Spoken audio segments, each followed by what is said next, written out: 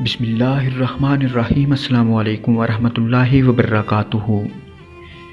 حضرت امام علی رضی اللہ تعالی عنہ ہر رات غریب گھروں میں رزق تقسیم کیا کرتے تھے۔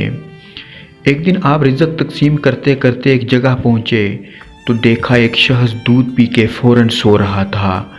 بس جیسے ہی حضرت علی رضی اللہ تعالی عنہ نے یہ دیکھا، آپ فرمانے لگے، اے بندہ خدا، یاد رکھنا میں نے اللہ کے رسول صلی اللہ علیہ وآلہ وسلم سے سنا کہ دودھ انسان کے جسم کے زہر کو ختم کرتا ہے، ہڈیوں کو مضبوط کرتا ہے، آنکھوں کو روشن کرتا ہے، جسم کی خشکی کو ابھرنے نہیں دیتا اور بیماریوں کے لیے دوا بن کے اسے جڑ سے مٹا دیتا ہے۔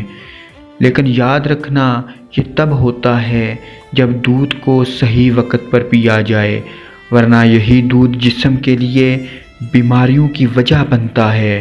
تو وہ پوچھنے لگا، یا علی رضی اللہ تعالی عنہ، دودھ کس وقت پیا جائے؟ حضرت امام علی رضی اللہ تعالی عنہ نے فرمایا، اگر تم دودھ کی شفا سے شفا یاب ہونا چاہتے ہو تو مغرب کی نماز کے بعد دودھ پی لیا کرو، تاکہ دودھ کا اصل فائدہ تمہارے جسم اور آنکھوں کو میسر ہو۔